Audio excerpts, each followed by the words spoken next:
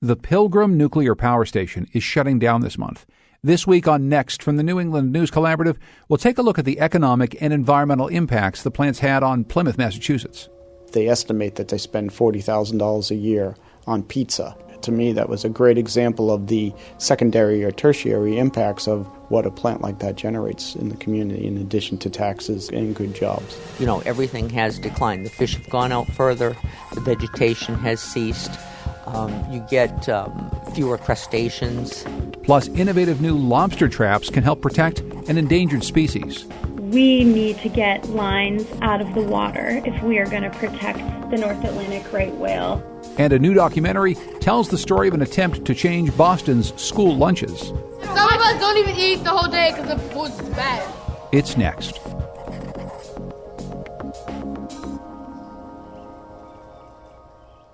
Next is produced at Connecticut Public Radio and is powered by the New England News Collaborative, 8 public media companies coming together to tell the story of a changing region, with support from the Corporation for Public Broadcasting. I'm John Dankosky. Thanks for joining us.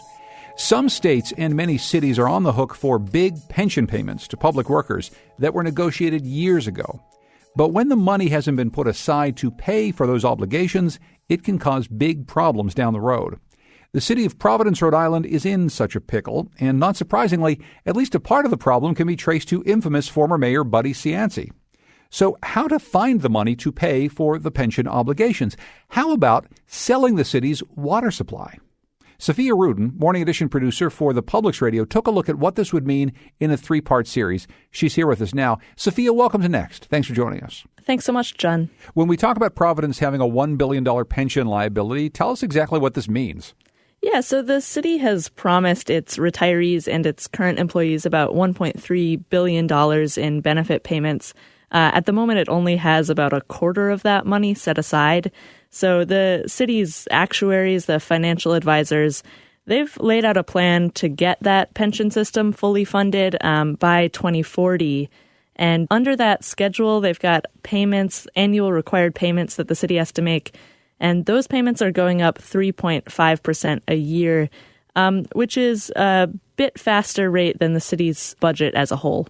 Your series looks at one proposed solution to the issue, and this is an interesting one. It's why we wanted to call you. It's selling water. Tell us exactly what this would mean. Yeah, it's one of a couple options on the table for dealing with that unfunded liability, but it's been in the public conversation quite a bit recently. Basically, some city leaders say that what the pension system really needs is a cash influx to lower those annual payments and put that money towards other uses in the city. They've been eyeing the water supply, which has been valued at about $400 million. So it is one of the city's biggest assets. And in particular, Providence's mayor, Jorge Elorza, has repeatedly pushed to sell the water system either to a private company or to a state-run utility. So he's asked state reps from Providence to introduce bills in the General Assembly here in Rhode Island that would allow the city to sell or lease the water supply. Those haven't really gone anywhere at the state level. There's not a whole lot of people outside the city's legislative team who have wanted to move those forward in any way. And he met a lot of resistance from within the city as well. Some people say there are some other ways that the city could try to make money off the system. So it provides water to about 60% of the state. And before 1980, the city did charge a higher rate to other towns and took that profit and put it in its general fund. Some people say, some city councilors and former city councilors say that could be a way for the city to make some money off the water system without selling. But the regulatory body has shot that down a couple times. So if the city wants to sell the water supply, is it actually legal? Is it the city's to sell? Yeah, that's a good question. It's a bit of an open question. The sort of common sense argument is that the city bought the land through its quasi-public agency, the Providence Water Supply Board. It holds the title on the land. It seems like common sense would say Providence owns it. But the state regulator's opinion is that the ratepayers have actually paid for the system. Basically, all the repairs, the staffing, the annual tax bill are all covered by payments made by water customers. And so the Public Utilities Commission, the regulator, says the city isn't putting money into the system. It's actually those water customers who own the system. So that debate could end up in court. It opens up a bigger conversation about who owns a public good like water, something that we all use and need. And that's really part of a national conversation about the ownership of public resources. And actually, my hometown of Baltimore passed a ballot measure last fall, making it illegal to sell the city's water supply. So it is part of a larger national debate happening about water and water rights and ownership. Complicating this is the fact that the Providence water supply is actually located in the town of Scituate, about 15 miles away. That's where Sophia picks up the story. In Providence, it's easy to turn on the tap without thinking about where the water comes from. But for people in Scituate, it's hard to forget. I'm the fourth generation of my family to be in town. We are very conscious every day of what the reservoir is. That's Alicia Kelly, chairwoman of the Scituate Democrats. Her family's connection to Scituate extends to before the reservoir was built, in the spot where two branches of the Patuxent River come together. At the time, the area was home to orchards, pastures, and 7 mill villages. So my family worked in the mills here because the Patuxent River ran through Scituate, and that's how it got flooded. It was the perfect place to put a reservoir. In the early 20th century, Providence was looking for a place to build a reservoir. The city's water source at the time, the Patuxent River, was polluted by mills upstream, and city leaders wanted a clean and reliable source of water for the growing population. It all falls under the impetus of the greater good. This obviously being they need drinking water. That's archaeologist Kim Smith. She volunteers with the Scituate Preservation Society. They're not even talking about drought. They're talking about they're just not going to have water for all the constituents in Providence. One could argue that that's not Scituate's problem. It became Scituate's problem in 1915, when the General Assembly gave Providence permission to start buying land in the town to build a reservoir.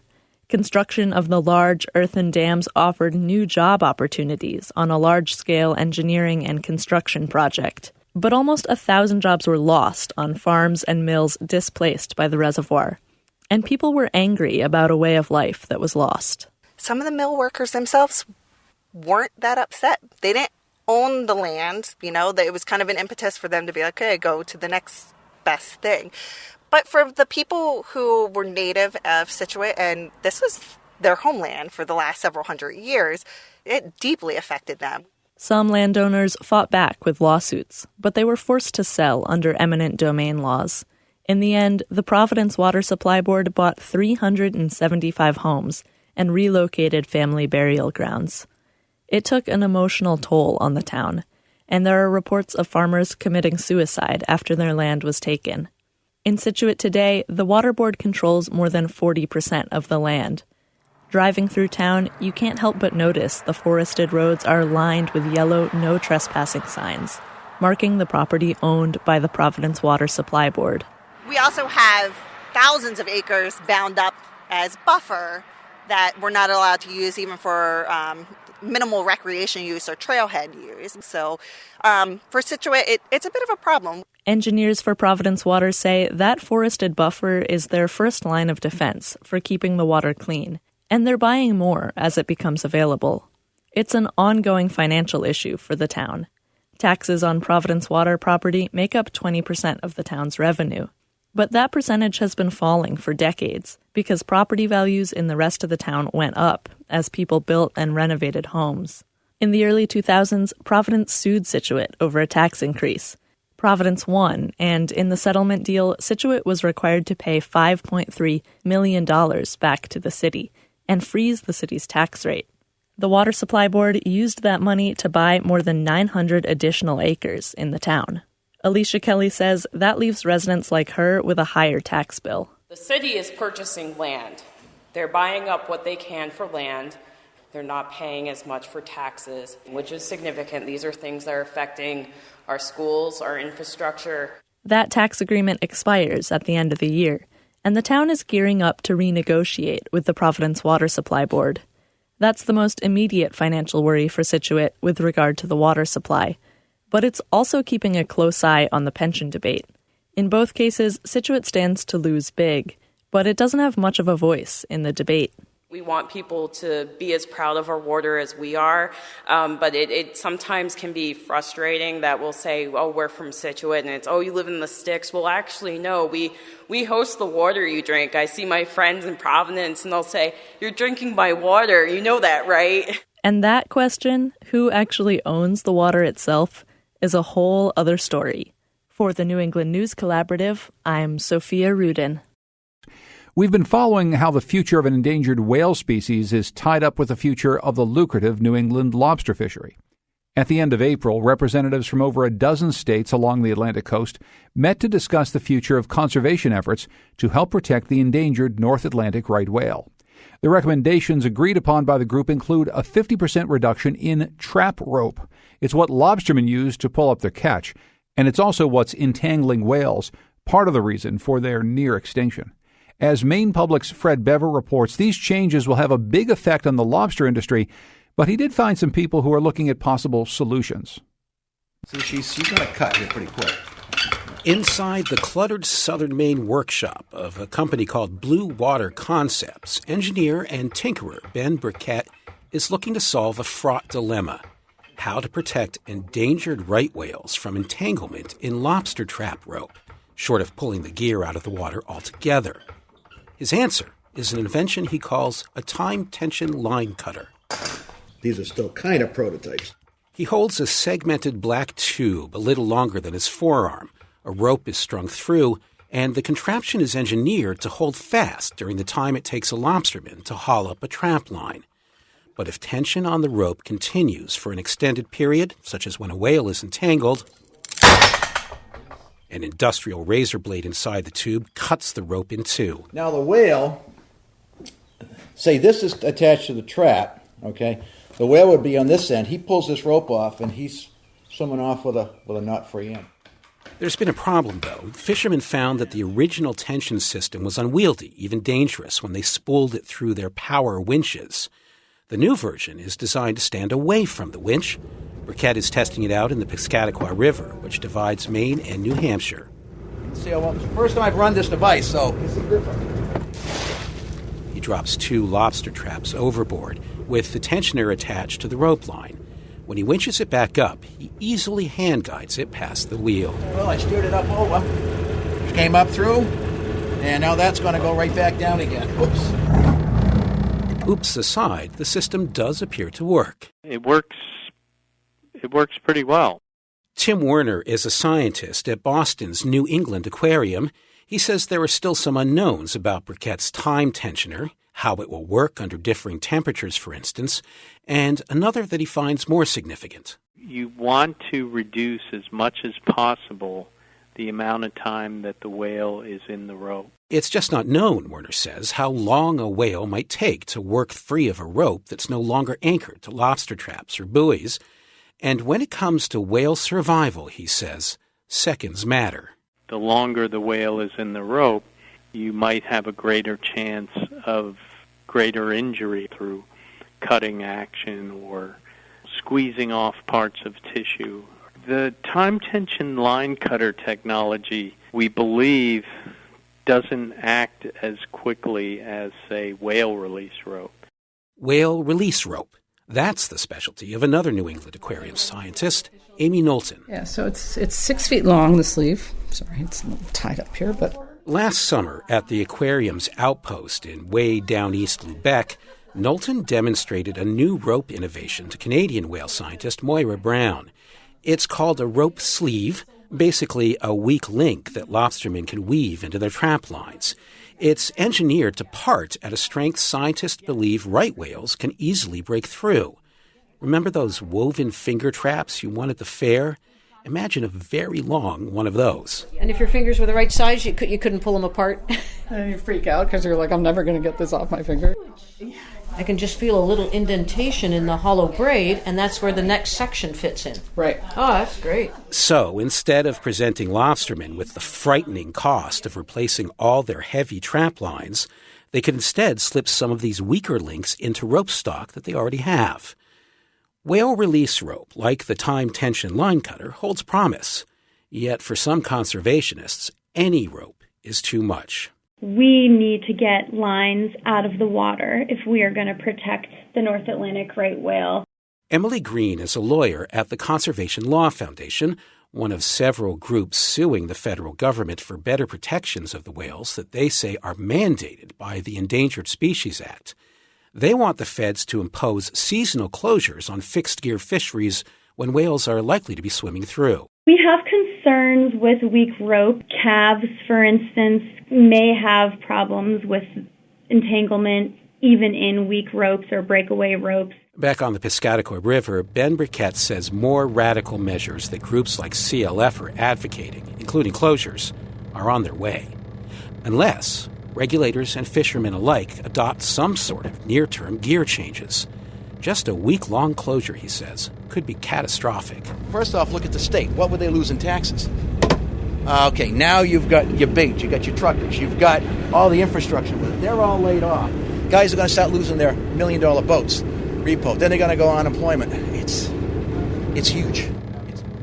One more gear change that's just emerging could be the ultimate techno fix, so-called ropeless or buoyless systems, essentially a remote control setup for finding submerged traps and calling them to the surface. But many fishermen scoff at the idea, and even scientists working on prototypes acknowledge it's years away. For the New England News Collaborative, I'm Fred Bever in Portland, Maine. This week, the lobster fishery off of Cape Cod was shut down by the Division of Marine Fisheries because, and I'll quote here, right whales remain in the waters of Cape Cod Bay feeding at or near the surface. Yeah, their preferred food source, a kind of plankton, is plentiful right now, and that means that there are no traps in the water of the bay until May 14th. We're going to head to those waters next in the program to see how nearly 5 decades of the Pilgrim Nuclear Power Plant has impacted Cape Cod Bay's ecosystem. It's next. Next is made possible in part by our founding supporters who believe in the power of collaborative news coverage, including the Common Sense Fund, supporting the New England News Collaborative and its coverage of climate change and global warming. Support also comes from Douglas Stone and Mary Schwab Stone through the Smart Family Foundation of New York. As we've reported in our project, The Big Switch, nuclear power is still a big part of New England's energy mix. But that's changing as the Pilgrim Nuclear Power Station in Plymouth, Massachusetts gets ready to close by the end of this month. Pilgrim has pumped about 500 million gallons of water out of Cape Cod Bay every day for 46 years. The plant uses this water to cool down and then it releases it back into the bay. When that warmer water is returned to the source, it can threaten marine life and exacerbate the problem of ocean warming. Here's WBUR's Miriam Wasser. It's low tide at Whitehorse Beach. We're about a mile south of the Pilgrim plant on Cape Cod Bay. The beach is a narrow strip of white sand covered in smooth pebbles and seaweed. If you ever needed a tour guide, local resident Christine Bostick is your woman. She's not a trained naturalist, but she's been scuba diving and observing marine life here for 64 years. I really love the ocean. The ocean's never the same twice. Every day is different. Bostick walks down a small dune covered with seagrass. She points out everything from coyote tracks to the only type of seaweed you should use in a clam bake. It's the stuff with the bubbles, rockweed. She says Whitehorse Beach just isn't like what it used to be when she was a kid. You know, everything has declined. The fish have gone out further. The vegetation has ceased. You get fewer crustaceans. Things used to get washed up on the beach. You know, whether it be starfish, clamshells, whatever. Not so much anymore. You can't find them. She blames climate change for sure, but thinks there's another culprit. Her neighbor to the north, the Pilgrim Nuclear Power Station. Like all nuclear power plants, Pilgrim needs a constant source of cool water to get rid of excess heat. The plant continuously sucks in water, circulates it through its pipes, and then releases it into the bay warmer than when it came in, about 30 degrees warmer. I know that there were lobstermen that dropped their traps up there, and the local joke was, you don't have to cook your lobsters here. They come already cooked from the nuclear plant. Local lore aside, many environmentalists say the cooling water system has harmed marine life in Cape Cod Bay, a fragile ecosystem already under stress from climate change and pollution. Andrew Gottlieb is the executive director of the Association to Preserve Cape Cod, a nonprofit environmental group. I think if you look in context, ocean temperatures, and in particular the North Atlantic, are rising at the fastest level of anywhere on the planet. And so you're taking systems that are already under an enormous amount of stress due to global climate change phenomenon, and then you're tacking 30 degrees. On top of that, you can't be doing that system any good. Pilgrim releases about 300,000 gallons of warm water into the bay every minute through this discharge channel. It's not radioactive, but you can see steam rising from the bluish-green water on cool days. The Association to Preserve Cape Cod says that when hot water hits the bay, it creates a 15,000 square foot dead zone, which is surrounded by an even larger area of stunted growth. And Gottlieb thinks that if the plant wasn't there, you'd see the sort of marine diversity Christine Bostic saw as a kid near Whitehorse Beach. Years and years and years of 500 million gallons a day being continually discharged has an effect on the ocean floor. And so it's basically denuded those areas of the life that is somewhat temperature sensitive. Pilgrim's owner, Entergy, says it designed the system to mix the hot discharge with cooler ocean water as efficiently as possible. The plume of hot water extending into the bay varies in size depending on the tide and ocean temperature. But even at its largest, about 1/3 of a square mile, Entergy and the NRC say its contribution to ocean warming is basically a drop in the bucket. But with no independent scientific studies, Gottlieb isn't so sure. I don't think that the impact on the surrounding environment is given the weight that it should have been given over the years. And I think the notion that the ocean is vast and therefore can have a limitless ability to assume and assimilate all the insults that we choose to impose on it has been proven to be incorrect. And environmentalists say warm water isn't the only problem Pilgrim creates. The machinery that sucks in water is harmful too. Pine DuBois is executive director of the nonprofit Jones River Watershed Association. Her group monitors protected fish like alewife and blueback herring that travel between the river and Cape Cod Bay. DuBois describes the intake structure as a big yawing mouth with suction. They have screens there to keep the seaweed out and the floating plastic and, all that kind of stuff, and the larger fish. But small fish, fry, eggs, all that sort of stuff gets through the screens. Fish and plankton that are sucked through the screens die from heat or chlorine. Reports from Entergy show that the cooling system has killed millions of juvenile marine organisms since Pilgrim began producing power in 1972. As for creatures that get trapped on the intake screens, the plant returns them to the ocean through sluiceways like this one. In 2011, environmental consultants for the plant said that on average, 46,000 fish are caught every year in Pilgrim screens and returned to the ocean.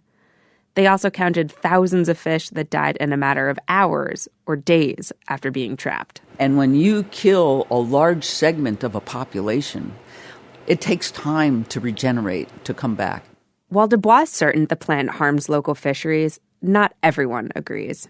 Entergy spokesman Pat O'Brien says in an email that claims about significant ecological damage are, quote, over-exaggerated and not consistent with decades of scientific monitoring. He points to the NRC review, which says the plant hasn't destabilized the bay. Federal regulators also say that any changes in Cape Cod Bay could be related to climate change, which is affecting the whole New England coast. Gottlieb from the Association to Preserve Cape Cod concedes that climate change complicates the story, but he doesn't think it vindicates the plant. The whole warming trend is putting the entire system under stress. Would there be less stress without this heat load from the facility? Yes. Would it be enough to revert back to the norms that people saw 50 years ago? Probably not. The Pilgrim Nuclear Power Plant is shutting down for good in May. It will use less and less water as the plant gradually cools down. But it's unclear when or if the local ecosystem will ever recover. For the New England News Collaborative, I'm Miriam Wasser. When the Pilgrim Nuclear Power Plant shuts down, it will have endured 5 decades of protests, emergency closings, and courtroom battles. But it's also meant a lot to the historic place known as America's hometown. WBUR's Bruce Gellerman has the story of Plymouth adjusting to life post-Pilgrim. Beneath the towering granite pavilion, in the smallest state park, in the largest town in Massachusetts, is an unassuming gray boulder with outsized historic and economic importance. Waves from the harbor wash over Plymouth Rock. It's inscribed with the year 1620. Mayflower mythology says this is where pilgrims first set foot and established Plymouth Colony. Today, the landmark is a mecca for 1 million visitors a year. Tourism is a powerful economic engine for Plymouth. It employs 4,000 workers and generates $30 million a year in local taxes. 6 miles down the coast from Plymouth Rock is Rocky Point, where you'll find the town's other giant economic engine. It employs 600 workers and pays the highest property taxes in town. But here, tourism is definitely discouraged. This is the protected area we're in. And so you've got double fences with all this razor wire. Back in 2010, David Tarantino was the spokesman for Entergy. The company that owns Pilgrim Nuclear Power Station was constructing a special concrete slab for storing the plant's highly radioactive waste. You got motion detectors in there, and then we have these bullet-resistant enclosures. Past guards authorized to use deadly force is the nuclear reactor that generates more than $400 million a year in wholesale electricity.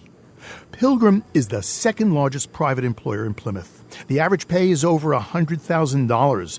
That's double the typical wage in town.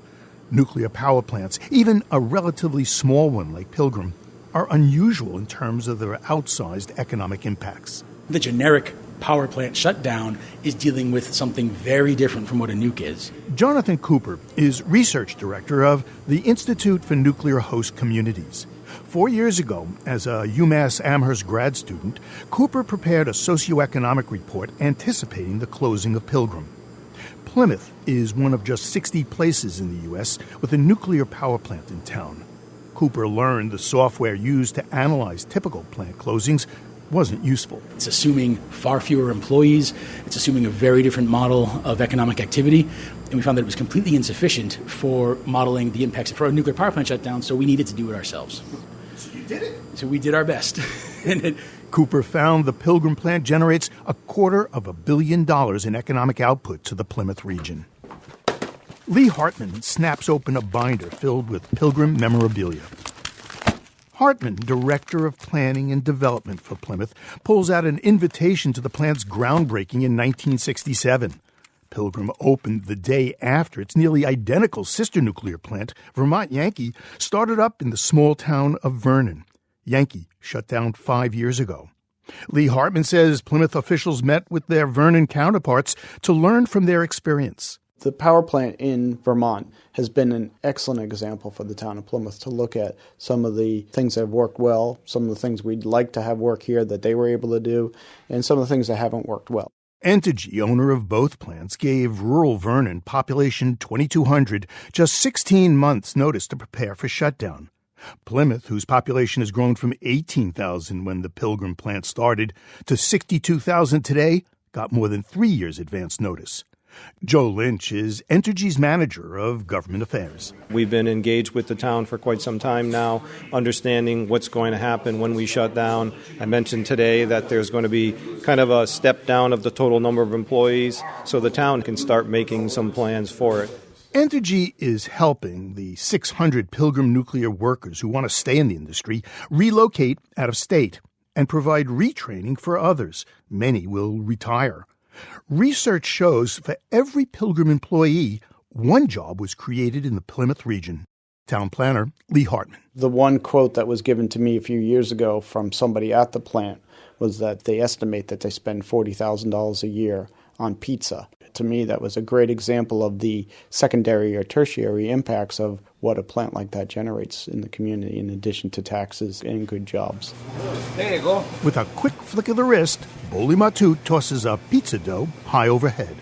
Boli's is the pizza shop closest to the power plant. He says a typical order, as many as 15 pizzas. Pilgrim is a good customer. The best. They call me, they deliver, they pick up. So now that they're going to close the plant, what about all those pizzas? I don't know. It's going to be hard for everybody, you know. Just not only for us. All the neighborhoods is getting hard. So Obashan Hardware is right down the road leading to Pilgrim. Tool, right? Yeah, I'm not sure what the tool is. Assistant manager Al Carrero also calls Pilgrim a good customer. They purchase a lot of ice melt for rock salt, 6 or 7 tons a year. So I'm going to be losing that. And they actually have bought in grade 8 nuts and bolts from us and stuff like that, different things. Fixed the reactor?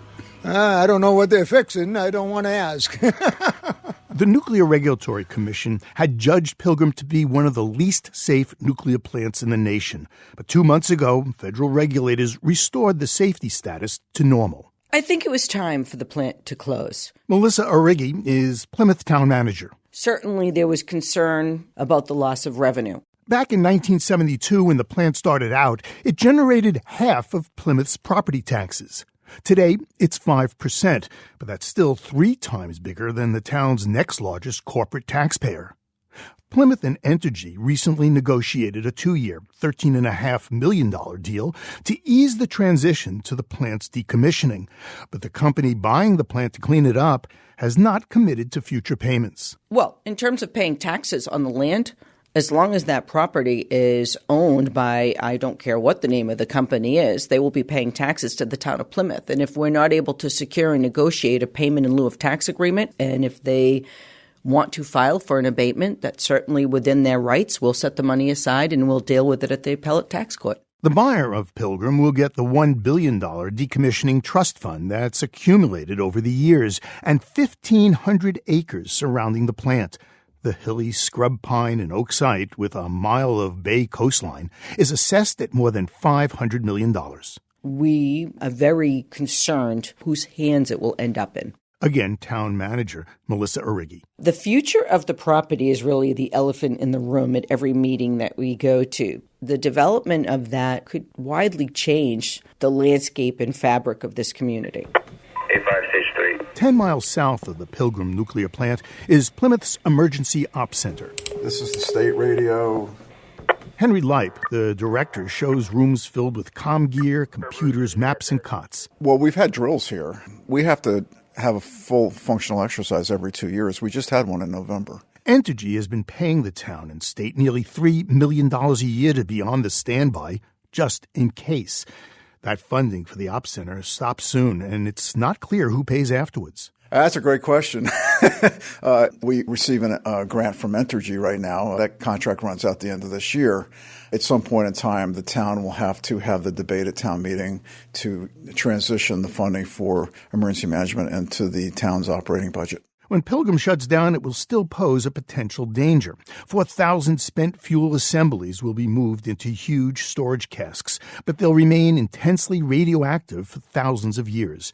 Town manager Melissa Origi. No matter who the owner is, if there are spent fuel rods sitting here in the town of Plymouth on our land, then whoever that owner is needs to contribute to the town of Plymouth's emergency planning. Ultimately, we are a de facto nuclear spent fuel repository. State Senator Vinnie DiMacedo represents Plymouth. He's concerned that the spent fuel casks will remain on the site indefinitely. I believe that there needs to be compensation to a community that has to address the public safety needs of a community that has a nuclear power plant. Senator DiMacedo's brother, Ollie, is executive director of America's Hometown Thanksgiving Parade. Entergy has donated hundreds of thousands of dollars annually to Plymouth area nonprofits, including the town's famous parade. Entergy was always there for us. There's been years that Entergy's given us $30,000. So that's a major part of our funding source. And, we'll miss it, obviously. We're going to miss them because we knew we could start every year because we knew we kind of had that money. 2021 marks the 400th anniversary of the first Thanksgiving. That's when members of the Wampanoag tribe, who lived here for 10,000 years, shared what they had with the starving Pilgrims. Now, as the place we call Plymouth celebrates its rich history, it looks to the future without the nuclear plant that powered so much of its economy. For the New England News Collaborative, I'm Bruce Gelman.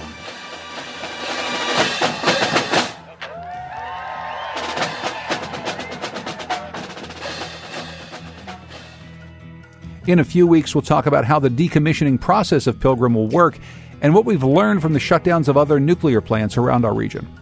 If you want to be the first to get new episodes of Next or to find any episodes you missed, well, be sure to subscribe for free to the show wherever you get your podcasts. Just search Next New England. Coming up, the challenges of bringing fresh food to school lunches. It's next.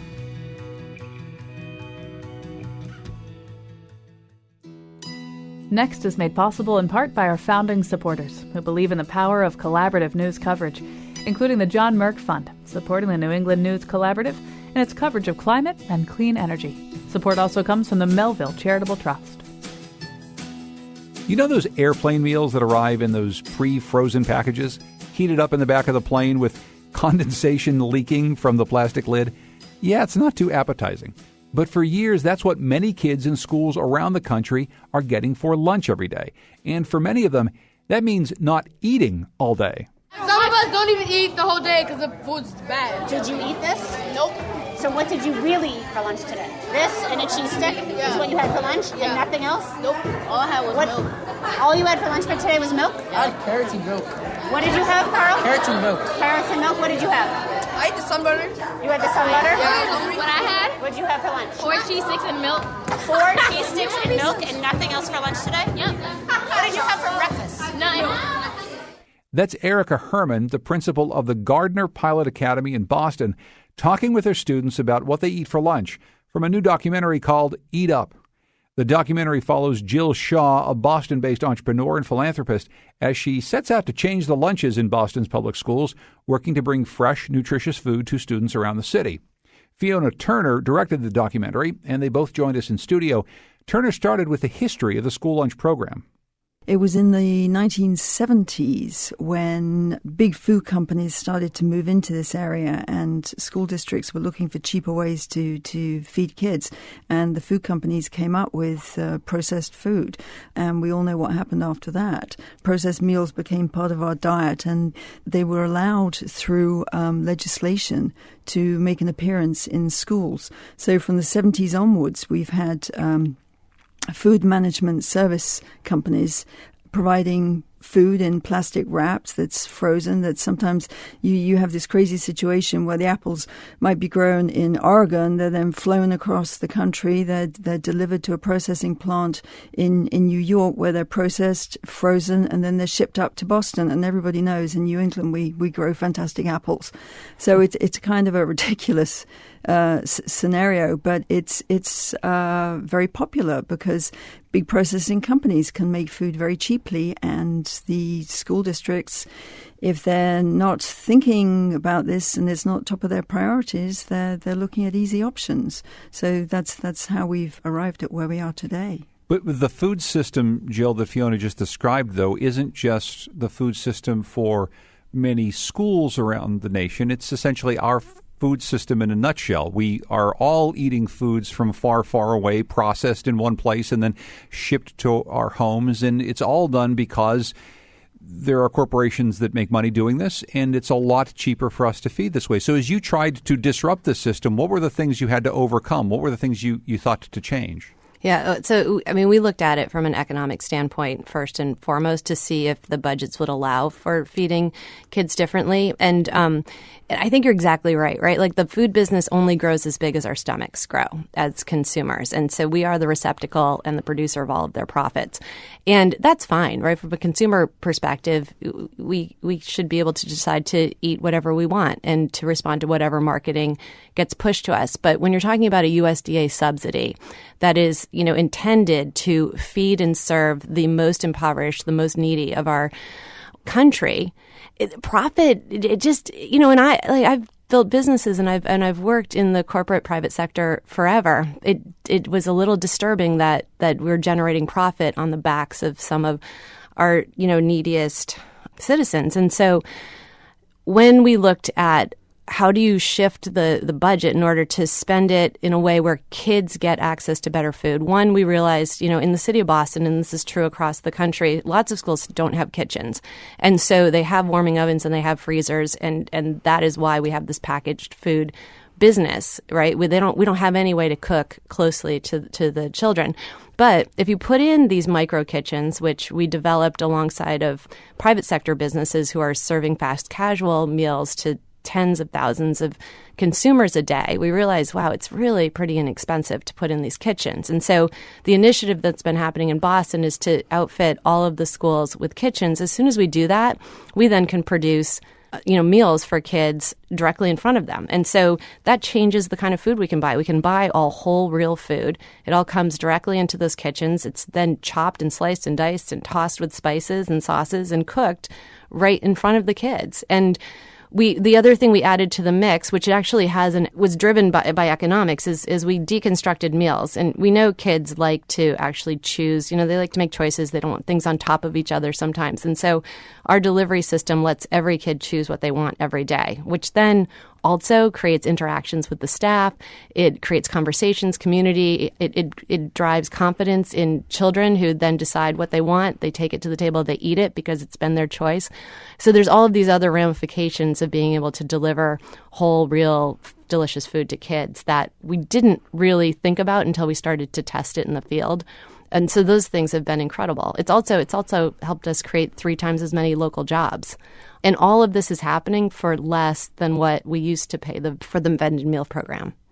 I want to get, though, to some of the challenges that you faced when trying to implement these programs. I want to listen to a clip from the documentary Eat Up. This is Jenny Hall. She's cafeteria manager for East Boston High, whose cafeteria was hub for this pilot project.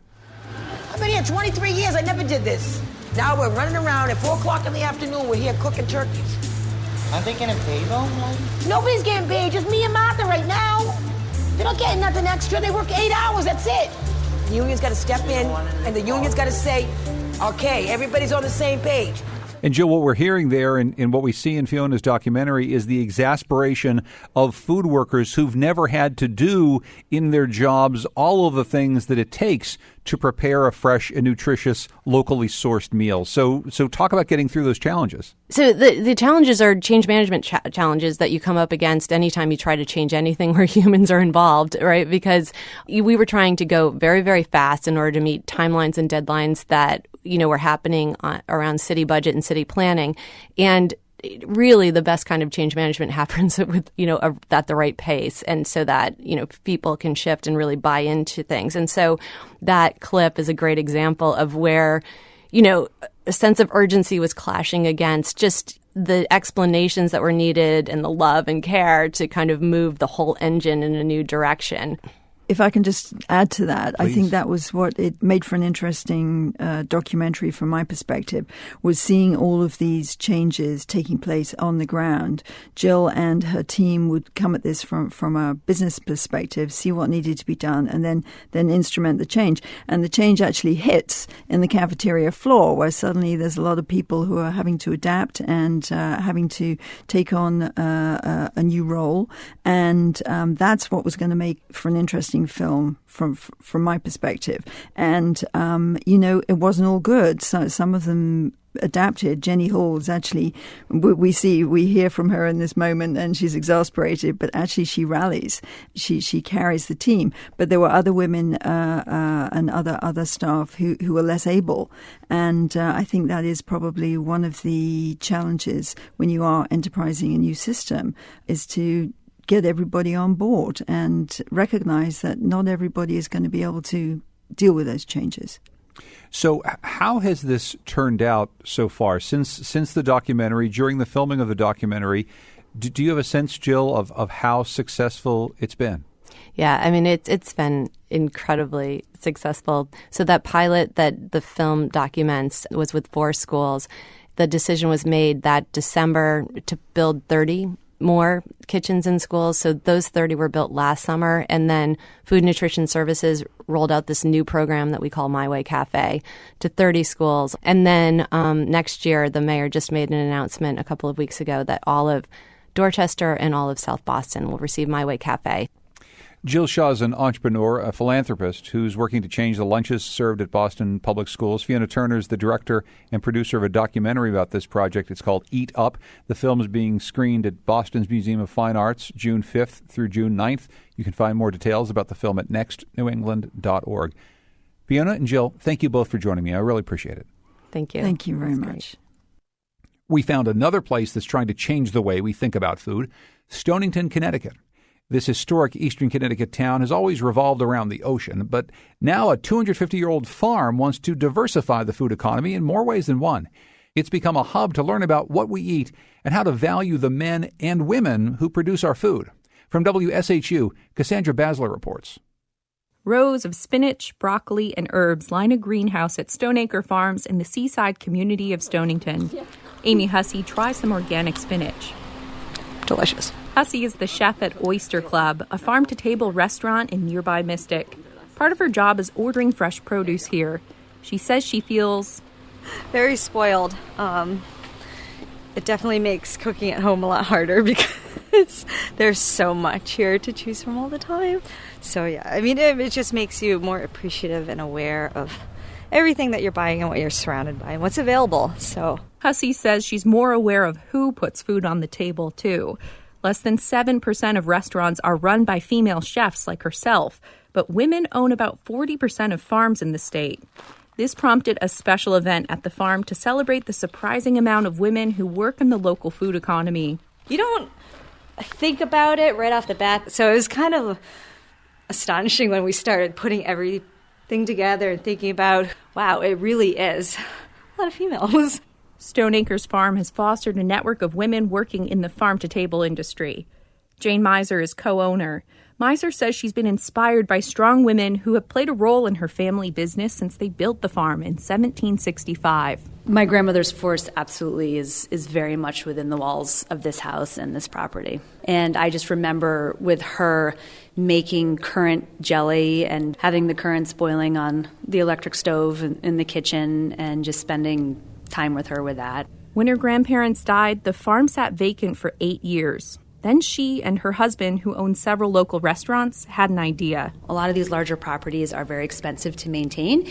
So how can small farms in New England survive on something besides just farming? So they rallied investors. They got special zoning to run businesses on the property. Now other farms look to Stoneacres as a model because it makes money, hosting weddings, a farm stand, dinners, and events. Like this one. A panel that invited food producers to discuss how they think the industry should change. They're all women who supply meat, fish, and more to local restaurants. But anthropologist Rachel Black from Connecticut College introduces them not as women, simply as experts. Women have always been there. I just want to say that. Women have always been in the fields, in the kitchens, in boats, on the ocean, in the sea. In every aspect of food production, we've always been there. One expert is Rachel Slattery from Rhode Island. So I joke that male-dominated industries are like where I've spent all of my life there. Slattery worked on fishing boats for several years before she founded Wild Harmony Farm with her husband. She realized she couldn't afford to eat the kind of grass-fed beef she wanted, so she learned to raise it herself.